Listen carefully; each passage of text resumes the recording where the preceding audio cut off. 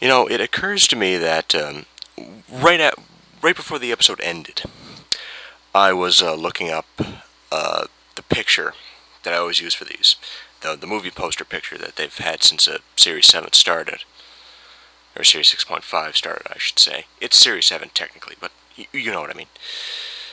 But since this all started, since I started doing these videos, and two things occurred to me. Number one, I hope they don't stop ever using these, because if they don't, I'm gonna have to think of things, and when I start thinking, bad things happen. Number one, and number two, um, is it just me? And maybe this is, I can't quite put my finger on it, but is it just me, or is Jenna Louise Coleman in the movie poster for this one? Is it just me, or does she look strikingly like Karen Gillan? Like, maybe that's just me, but there's just something weird about that. Anyway, random tangent over. Hello, ladies and gentlemen, I'm the Immortal Cave and sandwichtrust.blogspot.ca. As usual, I'll put a link to my blog in the description, and today we have the Rings of Akhaten, or Akhaten, or whatever. The Rings of Giant Sun Skull thing, fuck. Anyway, yeah, spoilers as usual. As always. But, this started off kind of like last week with the Bells of St. John. This one started off a bit slow, and then it got really good. In fact, I would actually say this one was one of the best ones this season. Comparable to a town called Mercy, I would say. Very, very, very, very good. In fact, I'd say a little bit better, but I can't put my finger on why. But I'll get into that in a second. This episode is kind of treated as the traditional, let's get the new companion used to a bunch of weird crap episode. Think like the ninth getting Rose to see the world blowing up in the end of the world, or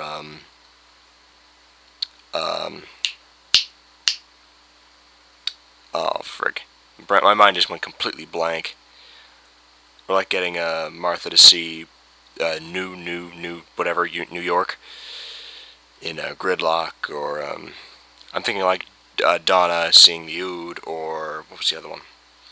Getting Amy to see Amy and what was the episode? My mind's blanking really badly right now. Sorry about that. In The Beast Below. There we go. I would say this episode is definitely comparable to it, and I'd actually say it's one of the best of the getting a companion used to things episodes, because usually they feel very fillery, they feel very early season, and they don't quite feel right. This one did. Much like the last episode, like I said, it started off very slowly, and I didn't quite get it until there's a... Well, okay, I'll go over the basic plot of it.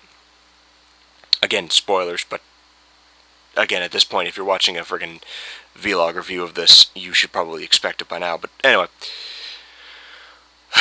the basic plot of this is they show up, and Clara ends up running into this little girl who's running away because she's like this grand chosen one who's supposed to, I think, like, be a sacrifice if this old god ever wakes up. It's a very long story, and it's a very good one, I think. And I'm sorry, I got completely sidetracked there. I'm trying not to do this in as many takes as I usually do. Usually, lately, I've just done like 2 or 3, but I want to be very off the cuff on this one. So if I make a few mistakes, I apologize. No, yeah, Clara runs into this girl who's just scared of it. She calms her down. We do get to learn a lot more about Clara in this one, and it gives her a lot more heart and character and strength to her, and I really like her now. Like, she feels strong now. Before, she was just kind of strong just because, what in the name of... Again, mentioned giant fuck skull son thing is, what in the name of God is she? And now I'm very interested in her because we do know kind of her backstory now, how her parents met and all that, and what that leaf meant from the other episode.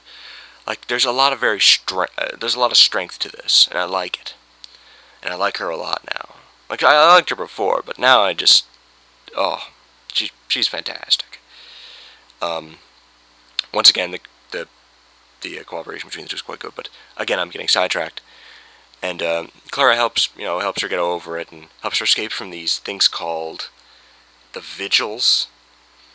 By the way, remember how I said last week the worst part about last week's episode, the Bells of St. John, was the enemies? I cannot say that about this week. The enemies in this one is basically, like I said, there is basically these 7 planets orbiting around a sun, and they all worship the god Akhaten or Akhaten or whatever the hell its name is. And what ends up happening is basically that they all worship it, and they all have to keep this continuous song going to keep it asleep. And they always thought it was just this weird mummified looking thing. It's actually pretty cool looking, I have to admit. Just thingy. And it turned out not to be that, though that thing was actually pretty cool. It turned out to be the sun, actually, which makes me wonder what the hell happened after that. After the Doctor and Clara exploded it, but that's beside the point. Well, sort of. But anyway, they had these little henchmen called the Vigils. Let's think of it comparably to the Spoonheads from last week. Now, number one, the Vigil are badass. These things, they look like biotech, like Silence. They look like the Silence, except smaller, more compact, and my god, their voice freaks me right the fuck out. Right the fuck out. It is so creepy. Like, seriously, their voices, their appearance, their movements, their everything, their powers are so creepy. I love it. I love these guys. I'm kind of hoping people pull up Madame Vostra with these guys, because I would like to see more of them, even though that's physically impossible. Great villain. Great villains. This giant sun monster. Demon god skull thing. And, it's a really imposing figure. And think of it comparably to, like, I was thinking about the sun from 42, I think that was what the episode was called. And that's just how I kind of compared it. It was really good. It's a really imposing figure. The side the side villains, the henchmen. There we go. I could not think of the word. The henchmen of this. The Vigil, very strong. Even that weird demon thing that was encased in glass and people were singing to it. And they thought it was the old god. It was really coolly designed, and I really like that. And I thought everything went really, really well in this one. The villains were really good. The Clara's development was really good, which is a lot of what this episode was supposed to be, since she's now the official companion. She's dying and she's going to come back later. I thought that it just came off so strong, and I love that. Excuse me. But, she came off really strong. The villains came off really strong. The Doctor came off pretty average, until the very end, where he did a speech where the creature basically exists off of, and this is admittedly the fuzziest point of the whole episode right there, is what the creature fends off of and how they beat it is probably the weakest point. They never really say this, but the creature basically fends off of, how do I describe this? It supposedly steals people's souls and eats their souls. But what it actually does is it steals their memories well, not their memories, their stories, and their memories, and it feeds off of that, and it's very strange. It kind of makes more sense if you actually just watch the episode and just kind of keep up with it and watch it that way, because then it does make sense. It's still kind of strange, but it makes sense and it works. I dig it myself. I will know. Well, yeah. It works in the end, but it is still kind of fuzzy. I do dig it, but it's still kind of. It's like I said, it's the weakest point of the episode. It's not terrible.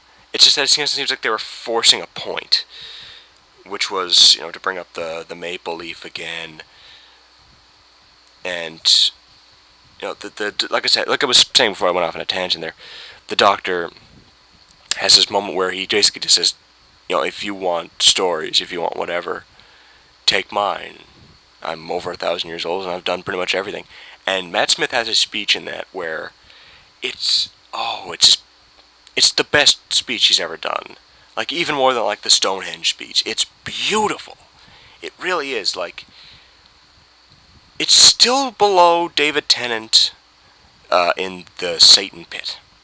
Kind of that almost Shakespearean moment he has there. I love that episode. Satan Pit.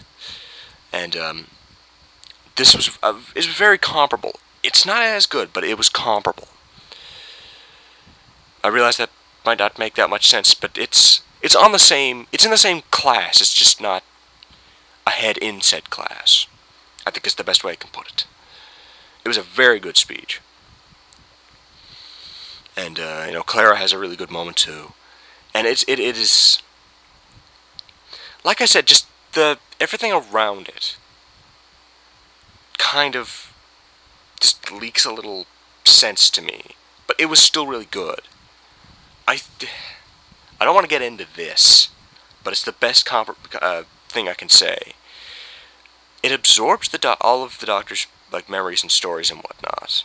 He doesn't lose them or anything, but it just kind of absorbs them. He's a little weak for a couple seconds. And Clara comes out, holds up this maple leaf, which was how it was involved in how her parents met. Her mother died when she was died 8 years before the Doctor met her. And she said something like, "This is." You can have all of the memories you want, but all of the things that never happened are in this leaf. Like, if her mother hadn't died, it counts all of that. And the Doctor said something like that, that's infinite possibilities, and that's anything. And logically speaking, I can only say that it must have been completely filled up with the Doctor's memories, and just that little bit afterwards must have just exploded it. Because we're getting into Bioshock Infinite territory in terms of the wibbly wobbly dimensiony wensiony crap, and that I don't dig that. But Bioshock Infinite is an okay game. I do not think it's nearly as good as everybody else says, but that's 10 miles away from what I'm talking about here. But that's just the weakest point right there, is just getting into semantics and technicalities. And like I said, the way I see it is just, it was full after the Doctor, and that one little bit pushed it over. That's the way I see it. And little things like that just kind of made it weak. But one of the strongest points is the musical track that plays. There's this thing in it called a long song, which is a lullaby to keep the old god asleep. I think I mentioned that already, and the actual song itself is absolutely gorgeous. It's beautiful. It really is. And I'm really looking like that. Oh, I'm looking forward to a lot of the soundtrack from the rest of the season, because so far it's been really good. But that track right there is just gorgeous, and it really does paint the rest of the episode, and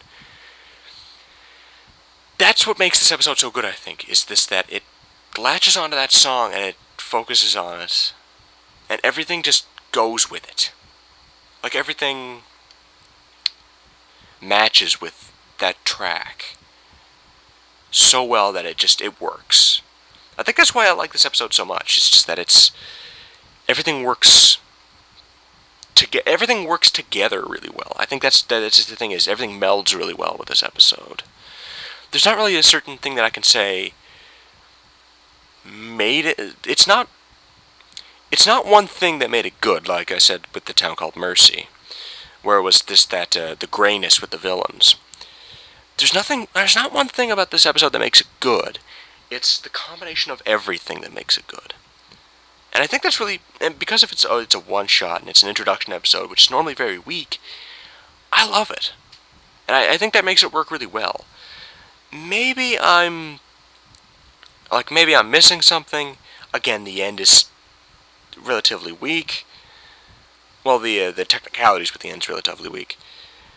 But everything just jived at just the right frequency.